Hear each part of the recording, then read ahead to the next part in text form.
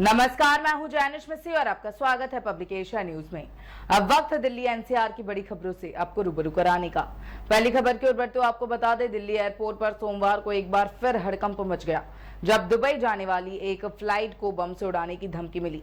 Delhi police ने बताया कि सोमवार 17 जून को सुबह 9:35 पर आईजीआई एयरपोर्ट स्थित दिल्ली इंटरनेशनल एयरपोर्ट लिमिटेड कार्यालय में एक ईमेल प्राप्त हुआ जिसमें दिल्ली से दुबई की उड़ान के अंदर बम होने की धमकी दी गई।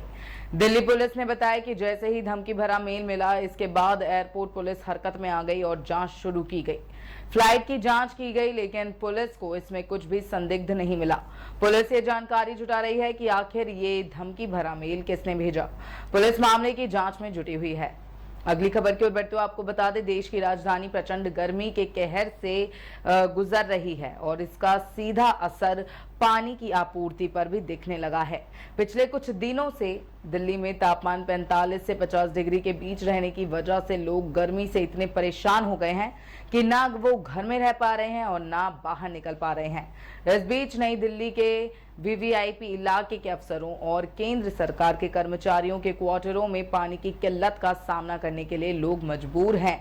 नई दिल्ली नगर पालिका परिषद, जिसके अधिकार क्षेत्र में राष्ट्रपति, प्रधानमंत्री आवास, north block, south block, India gate, सभी मंत्रालयों के सचिवालय, मंत्रियों और सांसदों के आवास, सुप्रीम कोर्ट, हाई कोर्ट, विदेशी दूतावास, राष्ट्रीय स्तर के संस्थानों के हेडक्वार्टर्स, बड़े बड़े होटल्स, कॉरपोरेट घरानों के हेडक्वार्टर्स, तिलक मार्ग और बंगाली मार्केट समेत अन्य वीवीआईपी क्षेत्रों के लोग भी पानी का संकट का सामना कर रहे हैं।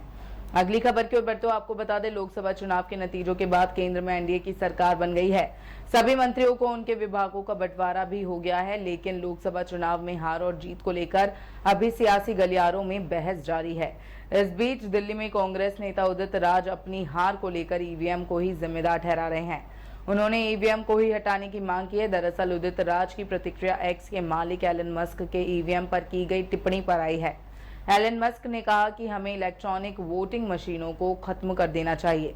इसमें इंसानों या एआई द्वारा हैक किए जाने का जोखिम है। अगली खबर की ओर बढ़ते हुए आपको बता दें, छाती और पेट की सर्जरी के बाद मरीज के फेफड़े के संक्रमण को रोकने में एम्स और दिल्ली आईआईटी का एआई प्रेडिक्शन मॉडल मददगार बनेगा।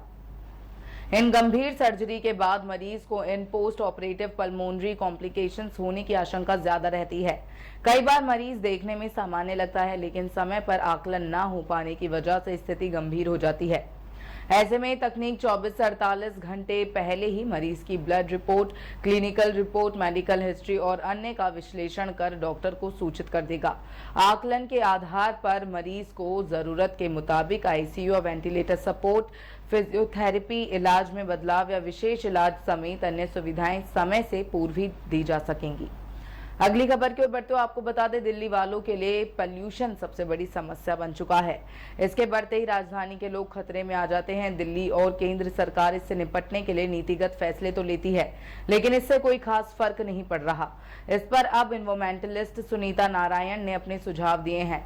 उन्होंने कहा कि दिल्ली की हवा साफ करने के लिए कड़े फैसले लेने होंगे, क्योंकि आप सबको खुश रखकर नहीं हो सकता। सुनीता ने कहा कि केंद्र और राज्य सरकारों ने एयर पोल्यूशन को नियंत्रित करने के लिए कोयले पर प्रतिबंध लगाने और BS6 ईंधन को लागू करने समेत कई कदम उठाए हैं, लेकिन जलवायु परिवर्तन की वजह, अनियमित मौसम पैटर्न और संकट से निपटने की अपर्याप्त गति ने समस्या को और बढ़ा दिया है।